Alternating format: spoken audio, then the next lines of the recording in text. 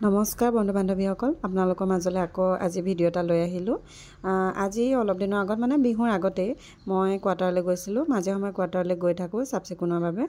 চাফ চিকুণ কৰি থৈ আহোঁ, যিহেতু মতা মানুহ থকা ৰুম, তেওঁ অকলে থাকে, যিহেতু ইমান চাফ চিকুণ কৰি ৰাখিব নোৱাৰে।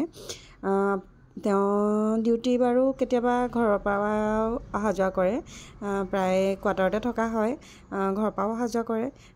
সেইটোকে তেওঁ ইমান চাফ চিকুণ কৰি ৰাখিব নোৱাৰে। মই মাজে সময়ে গৈ চাফ চিকুণ কৰি ৰাখোঁ।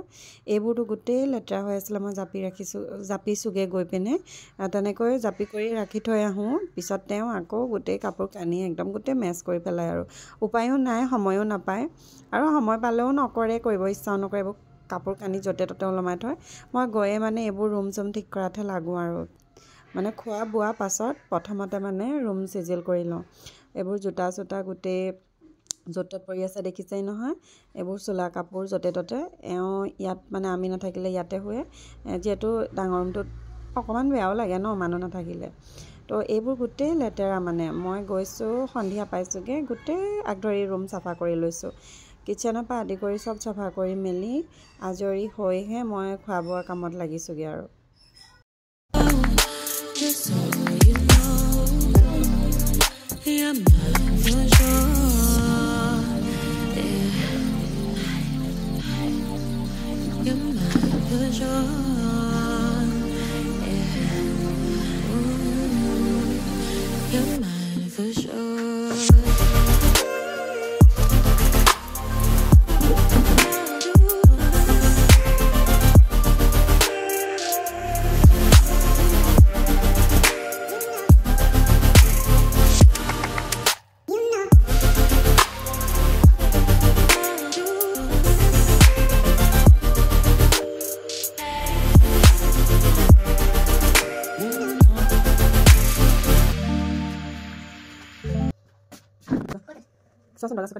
ফাইনেলি চাফা কৰি হৈ গ'ল।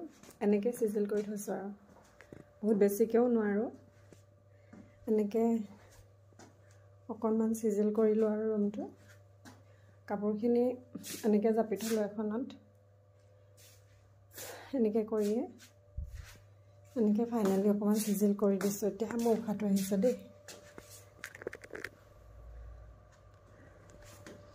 এই ৰুমটো ধুনীয়াকৈ অকণমান চিজিল কৰি দিলোঁ। এইটো অকণমান চিজিল ইমান হোৱা নাই আৰু কৰিম পিছত লাহে ধীৰে, কাইলৈ কৰিম আৰু যিখিনি পাৰোঁ। কি খাইছা? ফাইনেলি ৰুম চুম চিজিল কৰি আজৰি হৈ সাৰি মেলি ভাত বনালোঁ। ৰুম চিজিল কৰোঁতে ভাতো বনাই আছিলোঁ। ভাত বনাই ছোৱালীয়ে মই দুইজনীয়ে খালোঁ। তেওঁ বাহিৰত গৈছিল নেকি, কিবা ডিউটি আছিল সম্ভৱ, পাহৰিলোঁ মই। তেওঁ সেইকাৰণে অহা নাছিল। আমি দুইজনে খালোঁ বোলে, তোমালোক দুইজনে খাই লোৱা, মই যোৱা অকণমান দেৰি হ'ব। ৰাতিপুৱা কোৱাৰ্টাৰত এয়া কাম, ভাতটো বনাই খালোঁ। সকলো বনোৱা খাই কৰি দিব লাগে ৰাতিপুৱা। ইয়াত ঘৰ যিহেতু মায়ে কৰে, ইয়াতো মই নিজে কৰিব লাগিব চব। এনেকৈ আৰু ৰাতিপুৱা সেইটোৱে কেতিয়াবা গা ধুৱাই, কেতিয়াবা গা নোধোৱাকৈ তেনেকৈ চব কামবোৰ কৰি লওঁ। যিহেতু ইয়াত ডাঙৰ মানুহ নাই, হাজবেণ্ড মই আৰু ছোৱালীহে, সেইকাৰণে মানে ইমান একো কথা নাই আৰু গা যে সোনকালে ধুব লাগিব বুলি মানে মই ৰাতিপুৱাই কামবোৰ কৰি লওঁ, তাৰপৰা আজৰি হৈ ভাতটো বনাই দিওঁ মানে।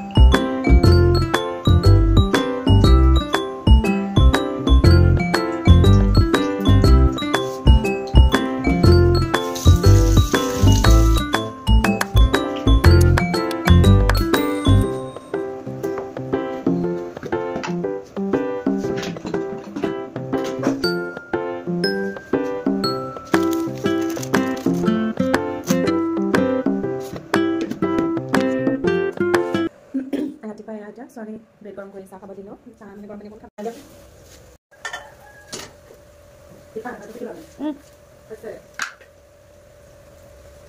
কি বনাইছে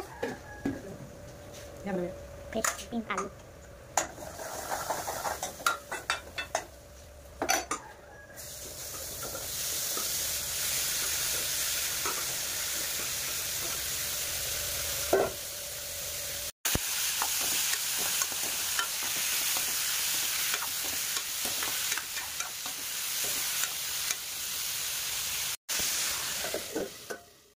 এয়া ডিম বইল কৰিছোঁ ছোৱালীৰ কাৰণে মই এয়া বেঙেনা ফ্ৰাই কৰিম মই বেঙেনা ফ্ৰাই কৰি খাই ভাল পাওঁ তাৰপিছত এখন ভাজি হৈ গ'ল আৰু ইয়াত এতিয়া এওঁলে মাংস আছে কালি সেয়া গৰম কৰিম ইমান কাম কৰিব লগা হয় ৰাতি গম পাওঁ এনেকৈ ঘৰত অলপতে চলি যাওঁ ইয়াতে গম পোৱা হয় ইমান কাম ইয়াতে বনোৱা আকৌ